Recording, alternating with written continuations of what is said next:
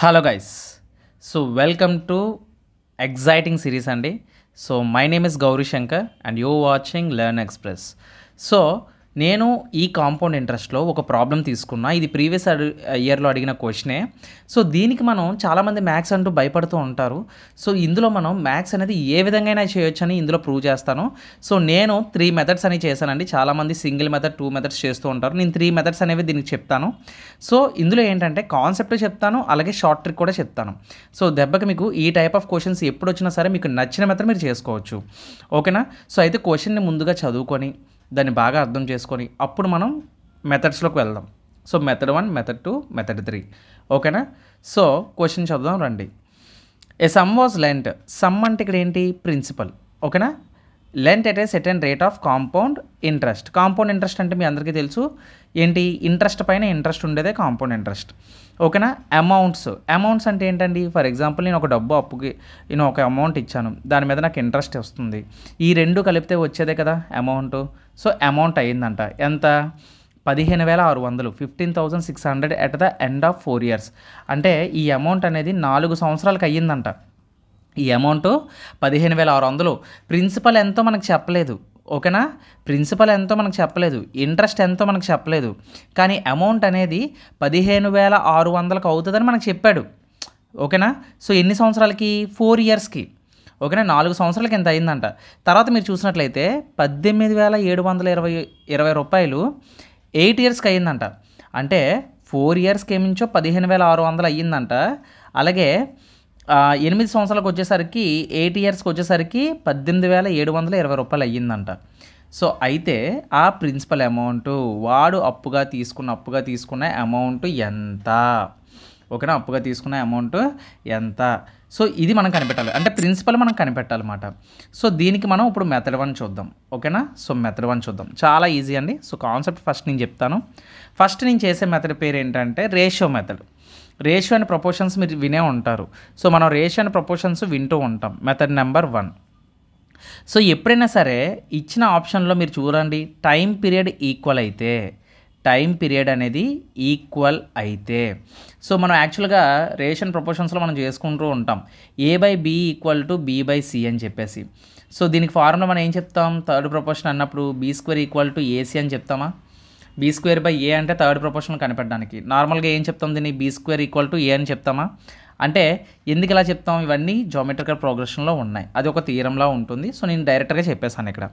So ఎందుకు నేను ఈ ఫార్ములా తీసుకున్నాను? బికాస్ టైం పీరియడ్ అనేది ఈక్వల్. ఎలా ఈక్వల్ అయింది ఇక్కడ అమౌంట్ ఏమంటున్నాడు? 4 yearsకి, మళ్ళీ తర్వాత ఎంత ఇచ్చాడు? అమౌంట్ 8 yearsకి ఇచ్చాడు. అంటే ప్రిన్సిపల్ అమౌంట్ మనకు తెలియదు కాబట్టి ప్రిన్సిపల్ అమౌంట్ కూడా ఎంత మైనస్ చేస్తూ అవుతుంది? ఇక్కడ 4 years గ్యాప్, ఇక్కడ 4 years గ్యాప్, అంతే కదా. సో టైం పీరియడ్ అనేది ఈక్వల్గా ఉంది ఇక్కడ. సో అంటే ప్రిన్సిపల్ ఇప్పుడు మనకి తెలియదు కాబట్టి ప్రిన్సిపల్ మనం నార్మల్గా P అనుకోండి. 4 yearsకి ఎంత అయింది? 15,600 అయ్యింది. తర్వాత ఎంత అయింది? 18,720 అయ్యింది. ఓకేనా? సో ఇప్పుడు మీరు ఏం చేస్తారంటే జస్ట్ సింపుల్ అండి, జస్ట్ చాలా అంటే చాలా సింపుల్. దీన్ని A అనుకోండి, దీన్ని B అనుకోండి, దీన్ని C అనుకోండి. చాలా అంటే చాలా ఈజీ. సో ఇప్పుడు మీరు ఏం చేస్తారంటే డైరెక్ట్గా ఫార్ములా చెప్పాను కదా, B² = AC. అంటే ఇప్పుడు ఏమవుతుంది చెప్పండి? 15,600 హోల్ స్క్వేర్ = P × 18,720. అంతేనా?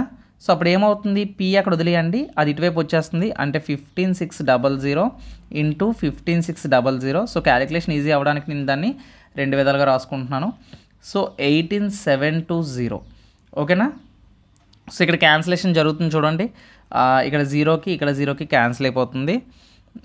దీన్ని డబల్ చేయండి. సో ఇక్కడ మనకి ఎంత పోతుంది చూడండి. సో క్యాలిక్యులేషన్ చేసినప్పుడు మాత్రం మీరు జాగ్రత్తగా ఆలోచించండి. సో ఎలాగైనా క్యాలిక్యులేషన్ చేసుకోవచ్చు, ఎలా చేసినా మీకు ఆన్సర్ వస్తుంది. సో సింపుల్గా బిగినర్స్కి అర్థం కావాలి కాబట్టి నేను ఈజీగా చెప్తున్నాను చూడండి. ఇప్పుడు ఫర్ ఎగ్జాంపుల్ ఇది లాస్ట్ 2 digits చూసినట్లయితే 4 టేబుల్లో క్యాన్సిల్ అవుతుంది. ఫర్ ఎగ్జాంపుల్ ఇక్కడ మీరు చూసినట్లయితే 4 టేబుల్తో ఎక్కడ క్యాన్సిల్ అవుతుంది? ఇది చూడండి, 4 4s are 16 కదా. తర్వాత ఎంత? 2 మిగులుతుంది. 4 6s are 24, 4 8s are. మరి ఇది కూడా క్యాన్సిల్ అవుతుంది కదా. ఇది ఎంతలో క్యాన్సిల్ అవుతుంది? 4 3s are 12, 4 9s are, అంటే 390 కదా. ఓకేనా? సో దీన్ని ఇలా ఉంచండి.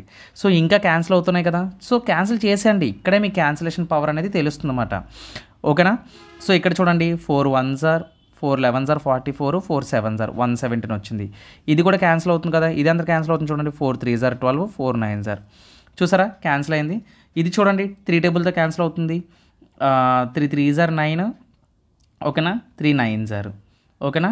సో ఇది కూడా క్యాన్సిల్ అవుతుంది చూడండి, 3 1 3 3 130. సో ఇక్కడ 39 టేబుల్తో ఇది క్యాన్సిల్ అవుతుంది కదా, 39 1 39 100 100 ఇంటూ 130 ఎంత అవుతుంది, P ఈక్వల్ టు 13,000 అనేది అవుతుంది. అంటే ఇక్కడ నీ ఫాస్ట్ క్యాలిక్యులేషన్ అనేది ఎలా చేస్తావు అనేది నీ మీద డిపెండ్ అయి ఉంటుంది. ఓకేనా.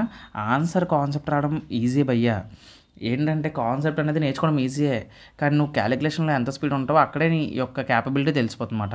సో దీన్ని బట్టి ఆప్షన్ ఏం కరెక్ట్ అవుతుంది ఇక్కడ మనకి, option 2 is the right answer అవుతుంది. 13,000 ఈజ్ ద కరెక్ట్ ఆన్సర్. ఇది మెథడ్ 1. ఇప్పుడు టైం పీరియడ్ ఈక్వల్ అయినప్పుడు మనం ఇలా మెథడ్ 1 అనేది చేస్తాం. ఇప్పుడు మనం ఏం చేద్దామంటే మెథడ్ 2 చూద్దాం.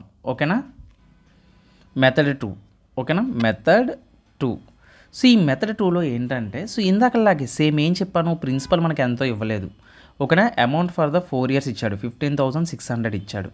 తర్వాత 8 yearsకి ఇచ్చాడు, 18,720. ఓకేనా. సో టైం పీరియడ్ అనేది ఎప్పుడైనా మనకి ఈక్వల్గా ఉన్నప్పుడు పర్సంటేజ్ కూడా మనకి ఈక్వల్గా ఉంటుంది, అంతే కదా. సో రేట్ ఆఫ్ పర్సంటేజ్ అనేది అన్ని సంవత్సరాలకు ఒకేలా ఉంటుంది కదా, సో టైం పీరియడ్ ఈక్వల్గా ఉన్నప్పుడు.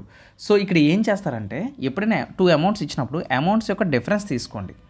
ఇప్పుడు ఫర్ ఎగ్జాంపుల్ 18,720లో నుంచి మీరు 15,600ని మైనస్ చేస్తే మనకి డిఫరెన్స్ ఎంత వస్తుంది, 3,120 వస్తుంది.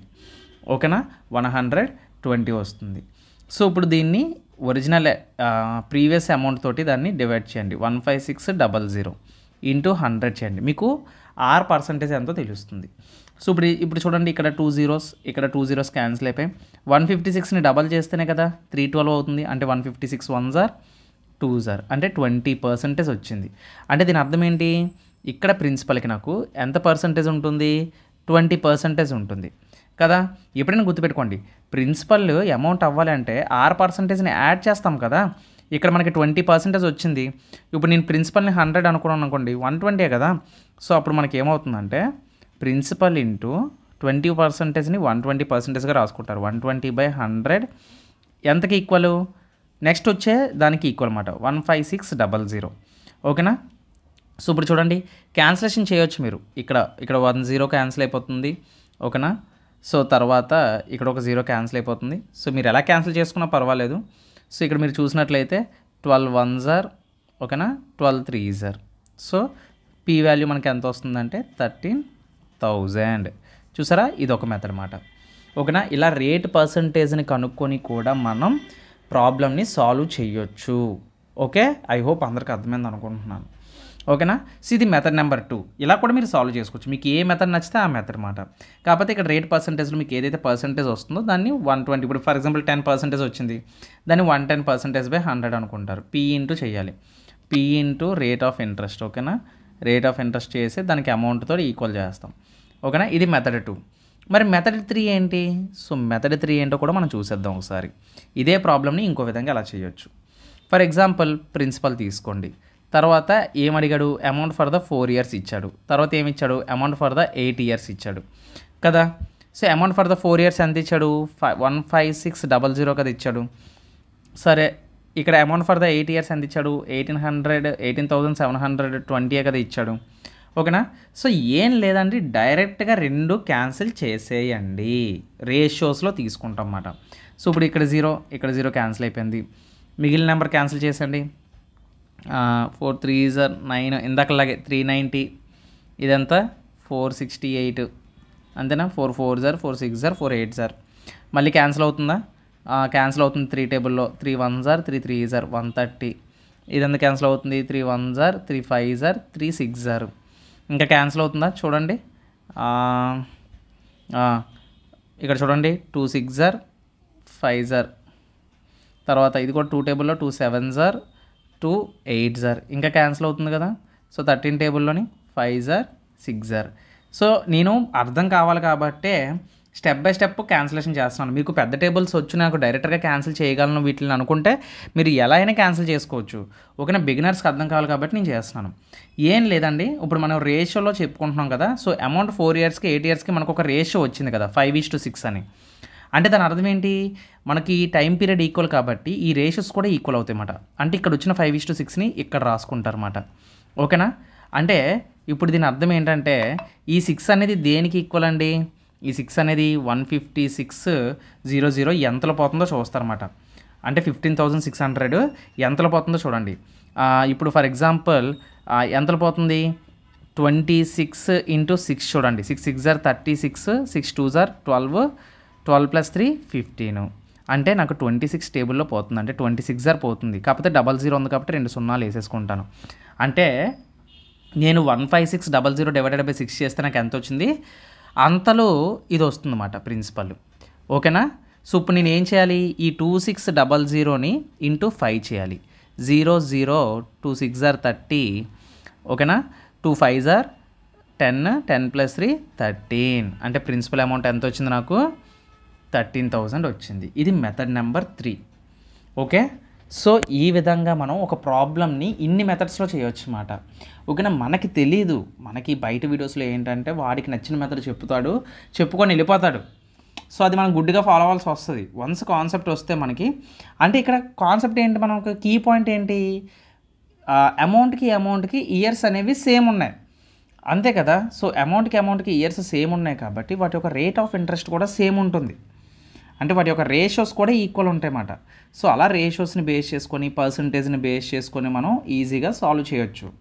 ఐ హోప్ ఈ వీడియో మీకు హెల్ప్ఫుల్ అయింది అనుకుంటున్నాను. సో ఒకవేళ మీకు ఈ వీడియోలో కాన్సెప్ట్ అర్థమయ్యి మీకు ఒక కొత్త కాన్సెప్ట్ నేను నేర్చుకున్నాను ఈ రోజు అని మీకు అనిపిస్తే ఈ వీడియోని లైక్ చేయండి. సో నెక్స్ట్ వీడియోలో ఇలాంటి మంచి బ్యూటిఫుల్ కాన్సెప్ట్స్ తోటి మీ ముందుకు వస్తాను. Until then keep watching. జై హింద్.